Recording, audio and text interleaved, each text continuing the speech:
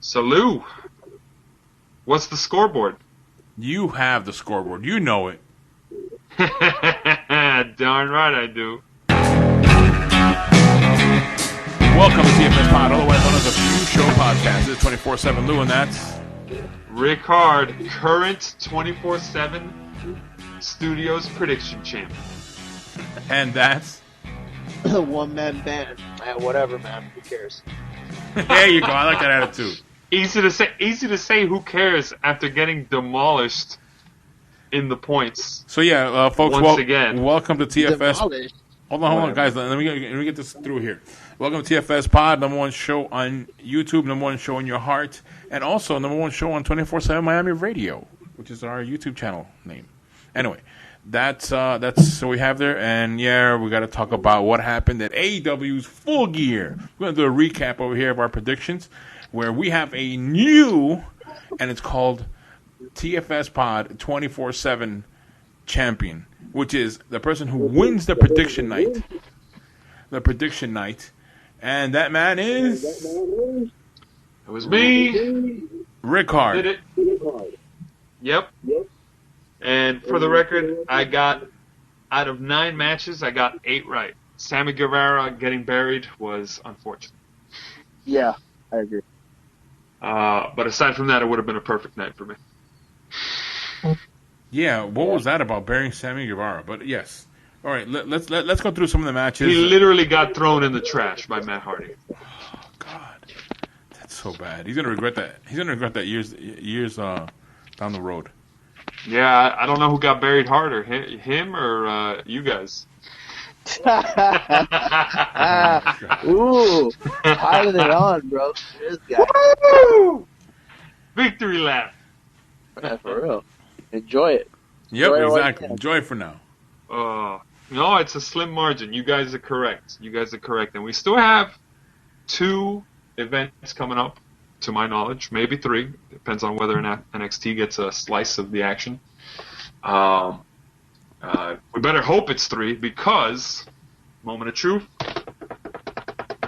scoreboard says we got right now, Lou, you're at 8 points in the weighted scoreboard.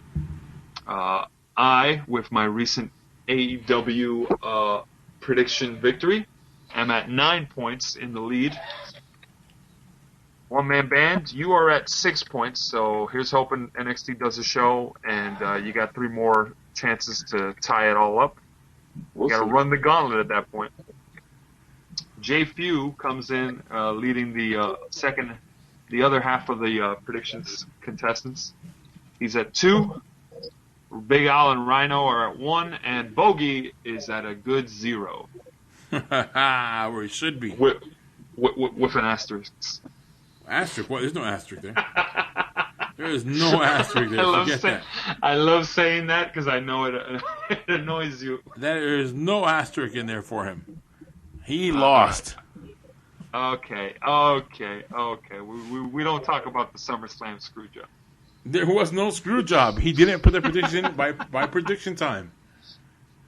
All right. Now, let's talk about AEW's Full Gear, which I gotta say was a pretty good show, actually. Of course, AEW, they do good shows. Right. So we got what match do you guys want to talk about? Because there's a lot to cover here. Let's start from the beginning. The first stuff we saw. Well, we saw Serena Deeb successfully retain her championship against what was her name? Oh, hold on. You see, nobody remembers losers, guys. Keep that in mind. Exactly. Keep that in mind. Allison Kay. So Serena Deeb. Oh man, these guys are all happy and stuff just because of one little victory. A one-man band. One little victory. I feel inclined to state. Because Lou, you have brought this up. We've done predictions for 3 AEW events, and on all 3 of them, I have gotten the point. And only on one of them did someone actually tie me in the scoreboard, which was the first one, AEW Double or Nothing. And it was Big Al. It wasn't even anybody currently in the lead. That's crazy. Well, at least the good news is no more AEW events. Yeah. I mean, it's good news for somebody. All right, so what was the next match that we had there? Next match we had was Orange Cassidy versus John Silver, which we all predicted correctly. Orange Cassidy won. Yeah, they were not going to bury him. Yeah. Then you had, Orange Cassidy, after winning that, what was it called? Oh, the Mimosa? The one where somebody got to get thrown into a pool of... the Mimosa. Mimosa, there you go. Yeah. Yeah, after getting a win over Jericho in a Mimosa match, I mean, come on. He's only going up. You had MJF beat Jericho, speaking of which. And then we had the match where we had a lot of disagreement here, which won me the night. Because my girlfriend, Hikaru Shida, scored a win and retained her title against Nyla Rose.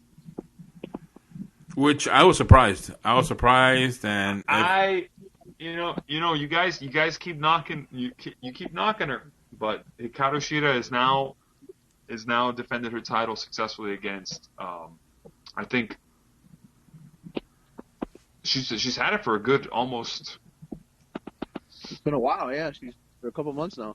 Yeah, a couple months, and I brought this up in the chat offhanded, but she's featured in the game trailer for AEW's first video game.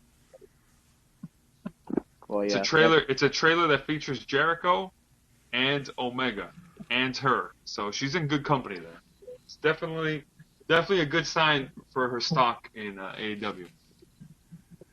So you might want to get used to seeing her as champ. Yeah, I guess you're right.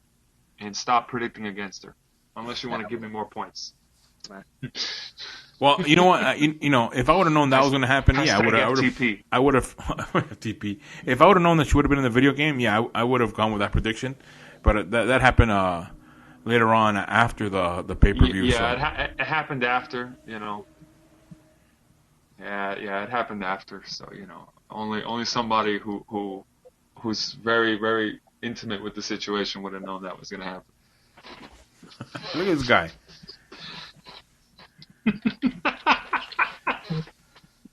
All right. Let's keep going.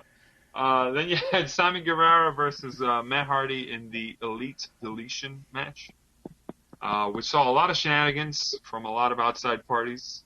I think at some point we saw Gangrel and Hurricane Helms show up. Yes, indeed. Which is apparently continuing with some continuity with Matt Hardy's matches. Yes. Real quick, I'll interject on that. That show is now Hurricane Helms has now been a part of 2 of these cinematic matches, because he was a part of the very first one with Impact in 2016, the Hardy Compounds, and now he is now a part of this one. So in a sense, Hurricane Helms has been a part of history in 2 promotions now. So it's pretty cool that. And didn't they reference what happened in the first one? Because I think at some point, like, Hurricane shakes Matt Hardy's hand. He says, "It took you long enough to release me from," and then somewhere. And I'm just like, what is he referencing?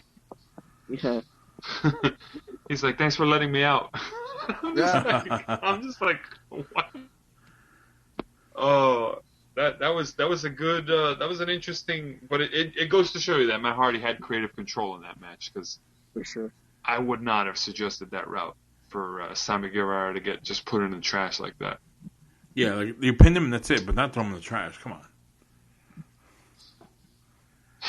I mean, it's Matt Hardy. He does ham it up, but then what else we had? We had okay. So we had the Young Bucks win the tag titles, finally. Yeah. They didn't break up that tag team because Vince McMahon doesn't run this company. And then we also had well, the match, the night started off with Omega versus Hangman Page, I like that match. which was a stellar match. Oof. And Very good match. And Kenny Omega won. We all called that one, I think. Yes, we all called that one. Yes. No disagreement there. Which sets up perfectly with the fact that Jon Moxley retained against Eddie Kingston in the I Quit match for the AEW World Championship. So it's looking like we're going to have Kenny Omega versus Jon Moxley, and it's looking like Moxley's title reign's coming to an end. Yeah, I believe it. It's time. Yep. It's time. I mean, you got Kenny Omega, like, he's teasing a heel turn. You got to have heel Kenny Omega. I mean, face Kenny Omega. Teasing. It's pretty much set in stone. Yeah, that's what I'm saying. I want to say. Yeah, but you know what I mean. So it's a given. I think his theme music does need to change though. His theme song does need to change because it's a little too upbeat to be a heel. So it's a matter of time. I mean, the AEW's been around now for at least the syndicated show has been around over a year now. I know that part of the mystique of bringing Kenny Omega over from New Japan was, to have him be champion at one point. I mean, it's taken a little longer than expected, but I understand why they went with the route they did. They had to lay the groundwork. So now that they have laid the groundwork, I think it's a perfect time for him now to take over and have finally somebody that's, a non-WWE wrestler take over. Yeah, non-ex-WWE wrestler. Yeah. So true. That's a really good point. Yeah, it's time. You gotta get off that crutch. I had not thought of it that way. Yeah, it's been over a year. I think they might pull the trigger before the end of the year. They might do this on their if they don't do it at the end of the year, they're gonna do it at the very beginning of next year. I'm talking like their first AEW Dynamite show. Yeah, I like the direction that all of it is going. I love the direction it's going. However, speaking of title changes, let's talk about another match that saw, in particular, because Lou hit Control V on this one, but One Man Band saw a loss of a point here, which was Cody Rhodes versus Darby Allin, and Darby Allin was finally able to become someone not named Cody Rhodes as TNT champion. Yeah, it's about time. I mean, I think it's great that Cody dropped it. I think Darby Allin is on the up and coming, and he absolutely needed to get this win. And I think it was great to see somebody, start getting elevated in this. Have a mid-tier title. And I think this will be great for Darby Allin, so that probably later on could be, looking at the world title. So, I mean, I think he's on the way up. Yeah, I mean, I saw it in the cards. I was like, I mean, you say all that, but you got the benefit of hindsight. In your mind, you were thinking, yeah, Cody Rhodes retains. Yeah, easy. I did. I'm not gonna lie, because I thought since he had just got the belt, I said to myself, he's gonna ride this wave for a little bit. But then after Darby winning it, I said, you know what, it makes sense, because honestly, Cody Rhodes doesn't really need it to a degree. I mean, he's an EVP. He's already pretty well made.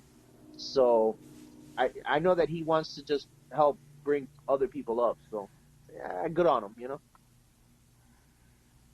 He strikes me as though he's going to get the role of the Triple H of the company. and slowly funny, but surely. And if that's the case, it's funny because that's the one person he criticized more than anyone. I mean, look at the very first show, he destroyed the throne, and with a sledgehammer, and now he's gonna become that. Like, come on. Yeah, slowly but surely, we'll see vibes like that. But I hope he's a better version of that. I hope he's a better version of it and not like hogging up everything. No, I hope he literally like plays on that metaphor to an obnoxious degree. Like he gets the stable. He gets the stable with like 3 guys. One of them's like over the hill, but still got some legendary appeal. And then 2 young guys, but he keeps using them as like meat shields to hold on to a title over and over again. Yeah, Cody's gonna be like a 20-time TNT champion by year 3. You know? And then because using a sledgehammer would be like too on the nose, he uses like a shovel instead in his matches. Oh my god. All right, but all in all, now that we've gotten that out of the way, guys, statistically, I think it's okay to forfeit now. We can stop this. We can stop this. Man, come on, bro. While the race is still competitive, we can call it a good finish. Give me the win, just like Mike Tyson did when he forfeited in my challenge. Yeah, okay. Yeah. Okay. Keep dreaming, champ. All right. We'll see how long my reign lasts, but just get ready to see Triple H levels of. Well, next week we will be doing a Survivor Series, so. You're right. Survivor Series comes up where the A Show will represent. SmackDown? Oh my gosh, Lou, we've been over this. Without NXT to serve as a crutch for SmackDown, to take out all the Raw guys, SmackDown stands no chance. Actually, you know what? I actually do think that Raw is going to win. You know why? Really? Why? Because usually the show that has the worst ratings usually wins, just to give them that push. So the numbers look bad. Okay. It's going to be them because you know they're having problems. Like they're having problems like the Raw Underground. You mean Raw Underground doesn't exist anymore? Exactly. That's the problem. Uh-huh. What was that? What was that one-man band? What was that? It is dead.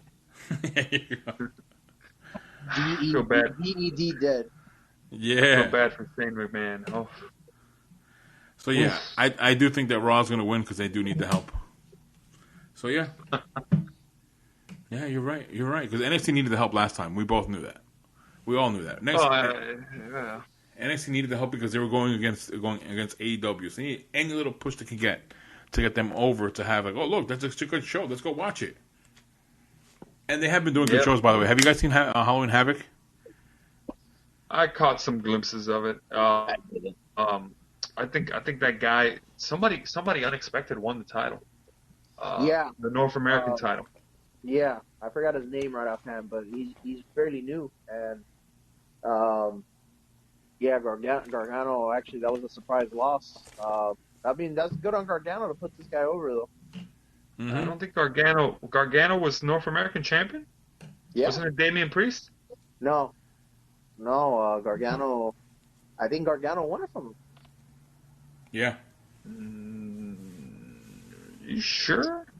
It wasn't Priest. Sure. It wasn't Priest because it was a match between Gargano and that other guy, and the other guy won, and Priest was celebrating with him.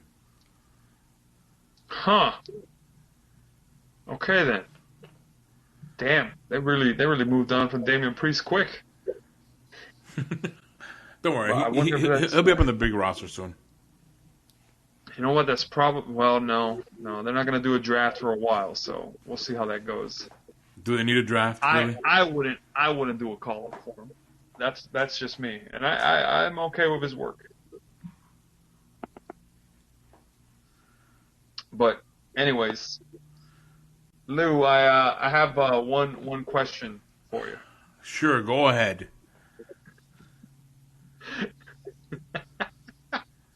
What do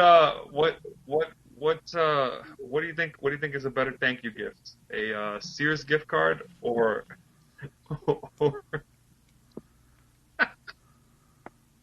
a Victoria's Secret gift card for Hikaru Shida for giving me that lead? Oh God. Real quick. Silly. What about MJF and Chris Jericho? What do you guys think about that? Like, I think he's going to become the new leader of the Inner Circle, slowly but surely. I think so too. I think it's time. I think Jericho's gonna break away from the group, and Jericho was getting pops. Jericho was getting like face pops from the crowd. Well, you got to remember, Jericho's theme music is being sung at every event, man. Like, it's gonna get to a point that I feel like they're gonna ride that wave, and he's gonna become a face. Because I think it's perfect for MJF to be the face of the Inner Circle. I mean, he's gonna be he's gonna be the main heel of AEW, no question about it. I mean, this guy he's obnoxious. He's a pain in the ass, but it works. It works the way he does it, and he's gonna be world champion at one point.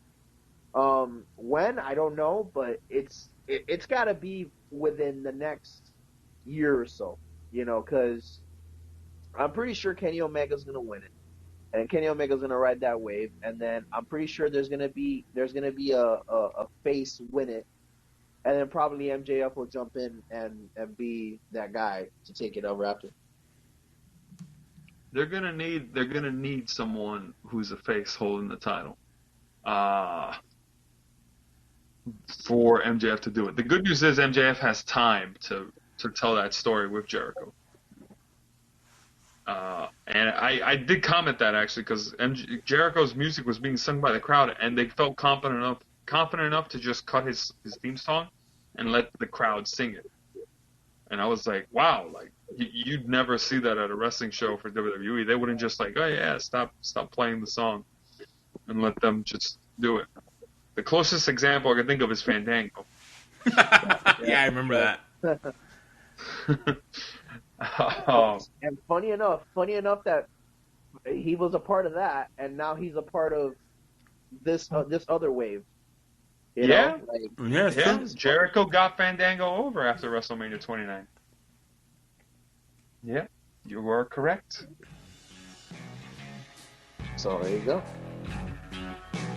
And yeah, as for a gift, it's a bucket of water. So you can wake up from your dreaming.